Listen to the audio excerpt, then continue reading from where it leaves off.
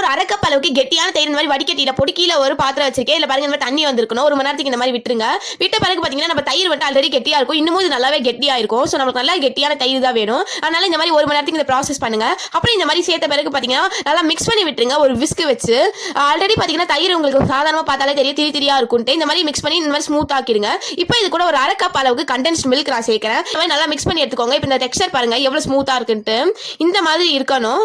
இப்போ பாத்தீங்கன்னா ஒரு பாத்திரத்துல இந்த மாதிரி ஒரு டின் எடுத்திருக்கேன். அந்த டின்ல லைட்டா கீ ஸ்ப்ரெட் பண்ணிக்கோங்க. இதை நீங்க வந்து குட்டி குட்டி டம்ளர்லயே சேர்த்துக்கலாம். இல்லைன்னா இந்த மாதிரி பெரிய பாத்திரத்துல கூட சேர்த்துக்கலாம். இப்போ இந்த மாதிரி ஸ்ப்ரெட் பண்ண பிறகு பாத்தீங்கன்னா நம்ம வந்து எடுத்து வச்சிருக்கிறத இதுல ஊத்திக்கலாம். இந்த மாதிரி ஊத்திட்டு பாத்தீங்கன்னா இப்போ நம்ம ஸ்ட்ரீம் பண்ண போறோம் இதை.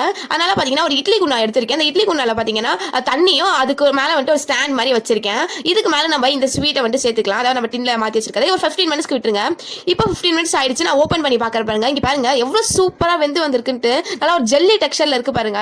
சூப்பரா இருந்துச்சு. நீங்களும் இந்த ரெசிபியை கண்டிப்பா உங்க வீட்ல ட்ரை பண்ணி பாருங்க.